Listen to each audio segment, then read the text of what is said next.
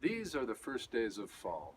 The wind at evening smells of roads still to be traveled, while the sound of leaves blowing across the lawns is like an unsettled feeling in the blood, the desire to get in a car and just keep driving.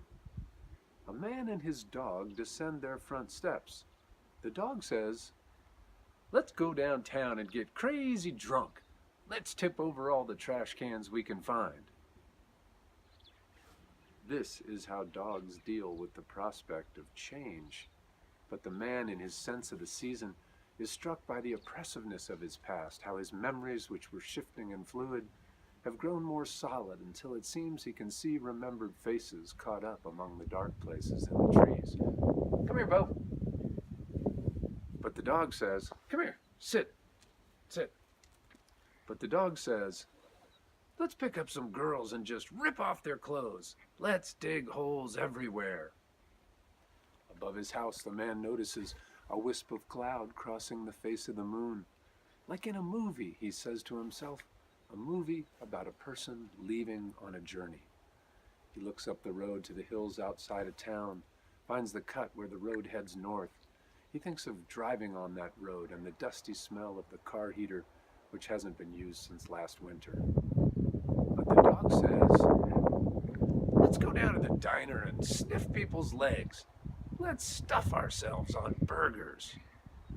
In the man's mind, the road is empty and dark, pine trees pressed down to the edge of the shoulder where the eyes of animals fixed in his headlights shine like small cautions against the night. Sometimes a passing truck makes his whole car shake.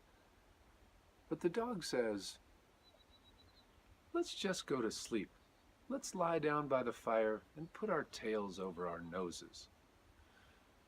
But the man wants to drive all night, crossing one state line after another and never stopping until the sun creeps into his rearview mirror. Then he'll pull over and rest a while before beginning again. And at dusk, he'll crest a hill, and there, filling a valley, will be the lights of a city entirely new to him. But the dog says, "Let's not do anything tonight. Let's just go back inside." So they walk back up their sidewalk to the front steps.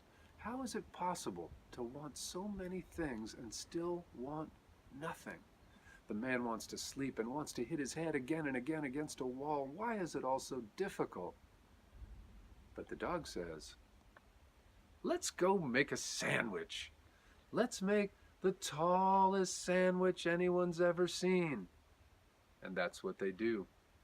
And that's where the man's wife finds him, staring into the refrigerator as if into the place where the answers are kept.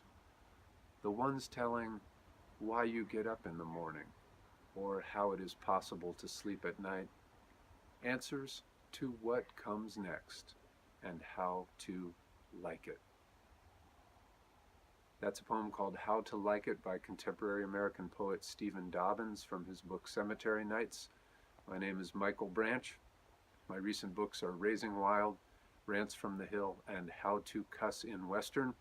I'd like to thank my videographer, my daughter Caroline, and also Beauregard the dog. Good boy, Bo.